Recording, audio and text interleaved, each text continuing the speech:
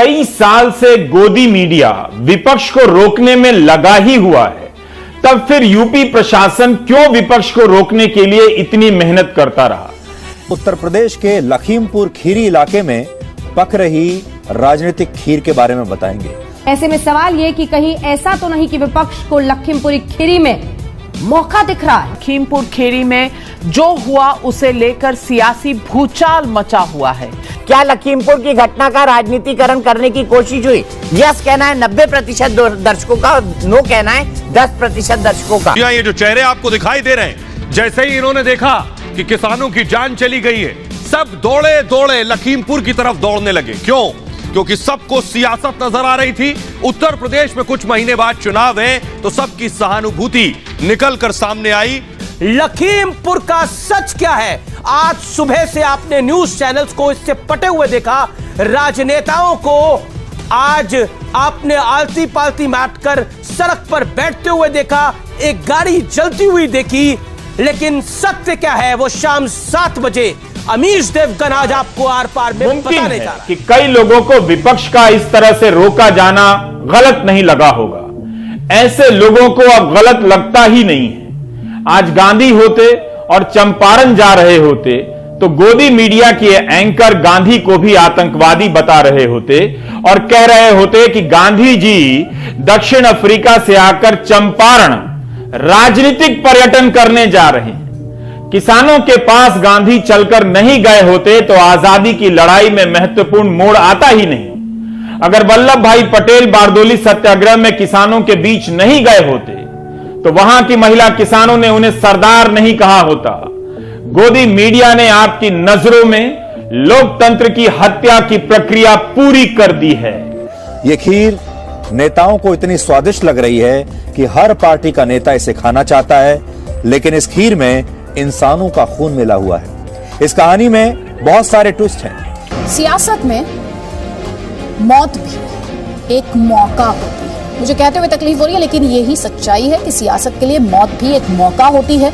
फिर जब मौत किसान की होती है और सिर पर चुनाव हो, तो आप समझ लीजिए इस मौके की कितनी जरूरत होती है। उत्तर प्रदेश पुलिस ने जब प्रियंका गांधी वाड्रा के काफिले को रोका तो बिल्कुल एक फिल्म की शूटिंग की तरह वहां बहुत सारे कैमरे चालू हो गए और प्रियंका गांधी वाड्रा ने लोकतंत्र और संविधान के नाम पर बड़ी बड़ी बातें करनी वहां पर शुरू कर दी। पुलिस वालों को कानून समझाया, ठीक वैसे ही जैसे कोई अभिनेता या अभिनेत्री लाइट कैमरा एक्शन के बाद डायलॉग डिलीवरी शुरू कर देता है। गोदी मीडिया इस पूरी प्रक्रिया को हल्का करता रहा और आप नागरिक होने की अपनी जवाबदेही से हल्के होते रहे। एक बोगस तर्क को स्वीकार करते रहे कि विपक्ष राजनीतिक पर्यटन कर रहा है। लखीमपुर की लड़ाई अब राजनीतिक पर्यटन में बदल चुकी है। हर बार की तरह हर नेता बस किसी भी तरह लखीमपुर खीरी पहुंचकर वहां से अपने लिए वोटों की फसल काटना चाहता है। इस समय हर नेता के सामने चुनौती यह है कि किसी भी तरह लखीमपुर खीरी पहुंच जाए। कांग्रेस की नेता प्रियंका गांधी वाड्रा सबसे पहले इसमें वहां उन्होंने लीड ले ली। वो सबसे पहले पहुंचना चाहती थी और उन्हें सबसे पहले यह समझ में आ गया कि ये बड़ी खबर है और यहां पर राजनीति की बहुत गुंजाइश है, इसलिए वो सबसे पहले पहुंच गई। दरअसल पर्यटन ये लोग कर रहे थे जब विदेशी सांसदों को भारी सुरक्षा के बीच श्रीनगर में घुमाया गया। कभी इसका पता कीजिएगा, किसी रहस्य से यह घटना कम नहीं। 2019 के अगस्त में श्रीनगर एयरपोर्ट से विपक्ष को दिल्ली वापस कर दिया गया। वे देसी होकर कश्मीर नहीं जा सके, ये विदेशी होकर कश्मीर घूमते रहे। जब भी आपके भीतर विपक्ष मारा जाएगा, विदेशी घूमने आएगा। लखीमपुर खीरी में इस समय राजनीति की भट्टी पर ऐसी खीर पक रही है जिसमें वोटों की मिठास है। नेताओं को यह खीर बहुत मीठी लग रही है और इस खीर को हर नेता खाना चाहता है। समाजवादी पार्टी के नेता अखिलेश यादव, मायावती, प्रियंका गांधी वाड्रा, राष्ट्रीय लोकदल के नेता जयंत चौधरी और ममता बनर्जी की पार्टी के 5 नेताओं ने भी आज लखीमपुर खीरी जाने की पूरी कोशिश की।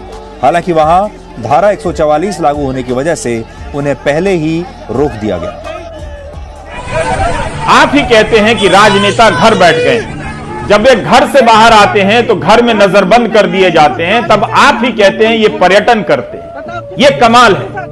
इसके लिए गोदी मीडिया को दीजिए धन्यवाद। आपके भीतर और देश में विपक्ष को खत्म करने की प्रक्रिया को वैधता मिल चुकी है। इस खुशी के मौके पर आप 110 रुपए लीटर पेट्रोल भराते रहिए। कि ये लोकतंत्र है, ये किसानों का भी उतना ही है जितना हमारा है, लेकिन ये किसान देश के लोगों के लिए बनी सड़कों को इस तरह कैसे जाम कर सकते हैं, कैसे इन पर कब्जा कर सकते हैं, ये गलत है।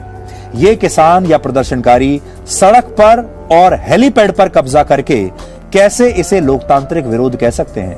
आपने हेलीपैड पर भी कब्जा कर लिया, सड़क पर भी कर लिया, क्या यह लोकतांत्रिक विरोध है?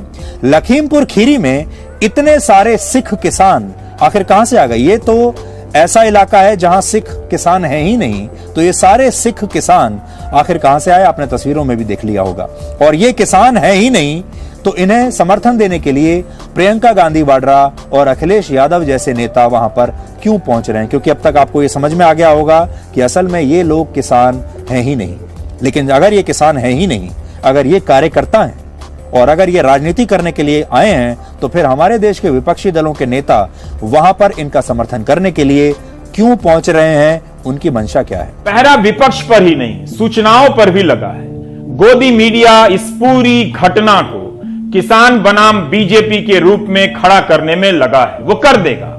एक बड़े हिस्से को समझा दिया गया है कि ये लोग किसान नहीं हैं। जो ऐसा मानते हैं वे ये सवाल तक नहीं करते कि जो किसान नहीं है वो किसानों के मुद्दे के लिए क्यों 10 महीने से आंदोलन कर रहे हैं और जान दे रहे हैं। क्या इतना आसान है? जिस दौर में विपक्ष का विपक्ष होकर कहीं पहुंचना असंभव हो, उस दौर में किसान की जगह नकली किसान बनकर कोई कैसे 10 महीने से आंदोलन कर सकता है? बहुत सारे नाटकीय वीडियो आज ट्रेंड कर रहे हैं, जिनमें से एक ही है ये वीडियो। आज हम आपको पूरा दिखाएंगे, जिसमें वो देश के लोगों को शायद कुछ संदेश देना चाह रही हैं।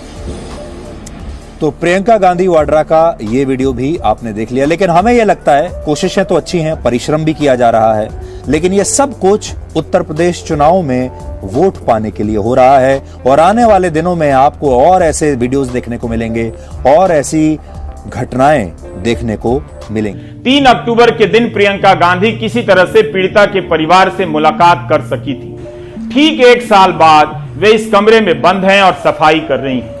उनके सहयोगी ने ही यह वीडियो बनाया होगा। विपक्ष की राजनीति पर्यटन कही जाएगी, लेकिन राजनीति की यही प्रक्रिया है जब नेता विपक्ष का महत्व समझते हैं और सत्ता की तासीर और उसकी सीमा भी। विपक्ष ही झुकने की विनम्रता देता है और झाड़ू उठाने का साहस।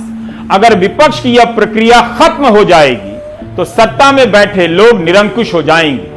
प्रियंका गांधी भले ही किसानों तक नहीं पहुंच पाई, विपक्ष के नेताओं को इस बार भी रोका गया। सब पूछते रहे कि रोकने का कारण बताइए, गिरफ्तार कर लीजिए, लेकिन जवाब नहीं मिला। आप कहते हैं यह आंदोलन शांतिपूर्ण था। किस जगह से आपको यह आंदोलन शांतिपूर्ण लगा? पहले 26 जनवरी को जो नंगा नाच हुआ वो देश ने देखा। उसके बाद पंजाब के अंदर टावर तोड़ दिए गए, मोबाइल टावर तोड़ दिए गए, वो सबने देखा। देखिए, ये कहीं पे भी आंदोलन शांतिपूर्ण तरीके से शुरुआत से नहीं चला। तो हर नेता को अपना जिंदाबाद का नारा वहां पर लगवाना है। तो इस तरह से तय किया जा रहा है कि आप इस घटना को कैसे और कितना देखेंगे।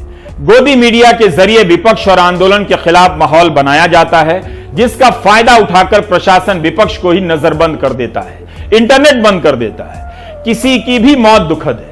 जिन 4 लोगों की मौत बाद में हुई, उनकी भी मौत कम दुखद नहीं है। लेकिन किसानों पर गाड़ी चढ़ाने की घटना को बाद की घटना से बराबर नहीं किया जा सकता है। क्या यह सत्ता का पर्यटन है या सत्ता का अहंकार है? किसी को देश से ही निकालने की बात हो रही है तो किसी को लखीमपुर खीरी से निकालने की धमकी दी जा रही है। पूरे देश को नेताजी का मोहल्ला बना दिया।